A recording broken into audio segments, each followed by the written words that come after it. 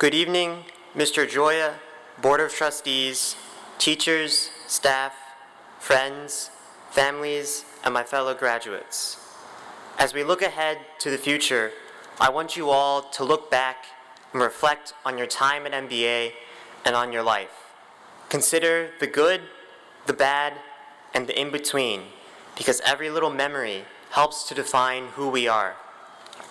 I want to start with a memory of my own. It was the summer of 2018 during the MBA in Rome trip. On our second to last day, we were in a line outside the Vatican museums. The sky was gray, but we were decently close to the door, so we were all hoping to stay dry. I remember it started to drizzle, but luckily, Carter Gold came prepared. He pulled out an umbrella he had bought earlier for about €2 from a street vendor, and as he opened up the umbrella, it protected him from the light rain.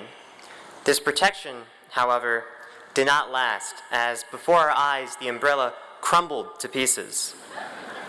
Unlike the umbrella, the storm, unfortunately for us, did not break. The sprinkle promptly turned into a downpour as we waited in line only a few meters from the door. Once we, now drenched, finally made it inside and past security, our tour guide, Chris, love that guy, gave us words of encouragement. He said, "I know that you guys are wet and uncomfortable, but in a few years, all you'll remember is the beautiful art." Well, I certainly remember one thing from that day, and it wasn't the art. Of course, I'm only kidding. I also remember the Sistine Chapel, the Raphael rooms, and the many other spectacular creations. So, why am I telling this story? Well, it's a good example of how memories can change.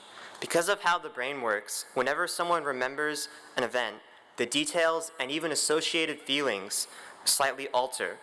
Although Chris wasn't quite right about what I would remember, time has reduced the negative feelings from wet socks, and I've realized now that I have a perfect story to appeal to people's schadenfreude. While this memory is far from a monumental moment in my life, it's still a piece of me, and it demonstrates the power of time and reflection to change perception. Reflection is a useful tool that can often go overlooked. In the age of social media and technology, it can be hard to find time to be alone with our thoughts. When I am free of distraction, I sometimes find myself wishing to change or even erase bad memories, just as Jim Carrey and Kate Winslet did in Eternal Sunshine of the Spotless Mind. But despite their flexible nature, we don't have complete control over our memories. What we do have is the ability to change our perspectives through reflection. Recall a loss or failure. What were your feelings at the time, and what are they now?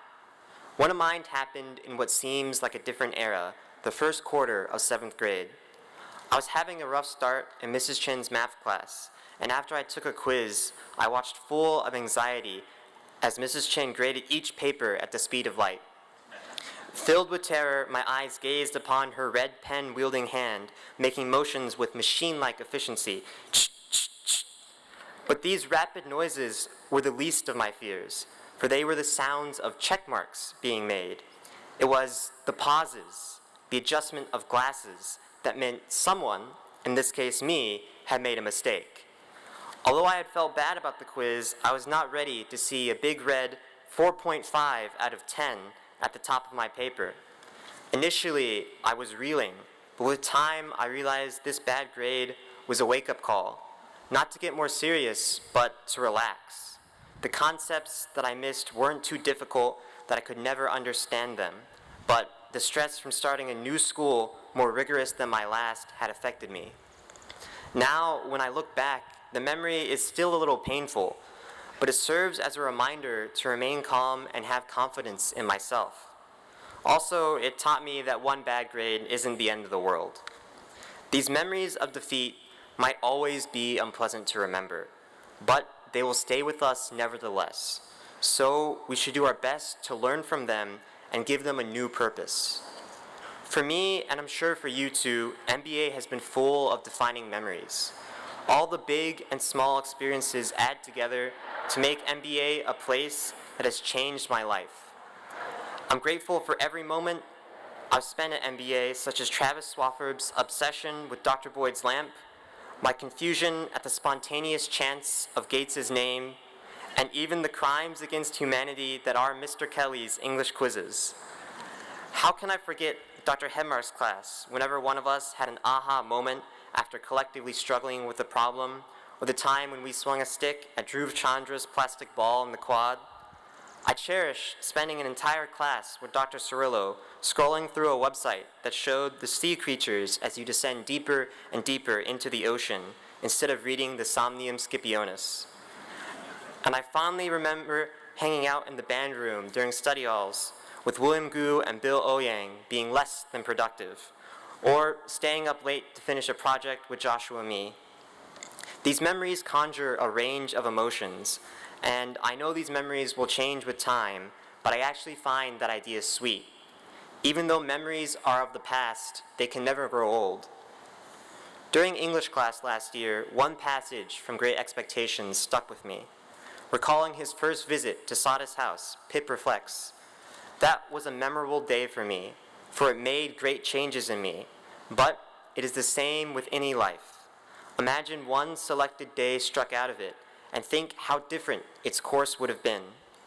Pause, you who read this, and think for a moment of the long chain of iron or gold, of thorns or flowers that would never have bound you but for the formation of the first link on one memorable day.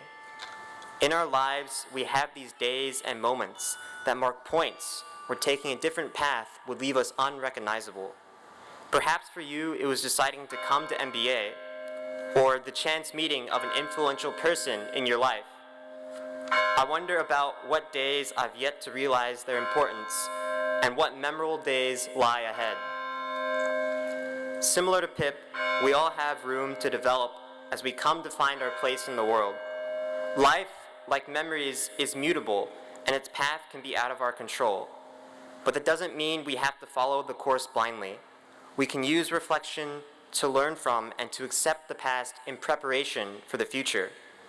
Class of 2022, as we look ahead, I ask you, what memories do you have? What memories will you make? And more importantly, how will you grow from them? Thank you all, and as I hope everyone among us would say, it's been a good run.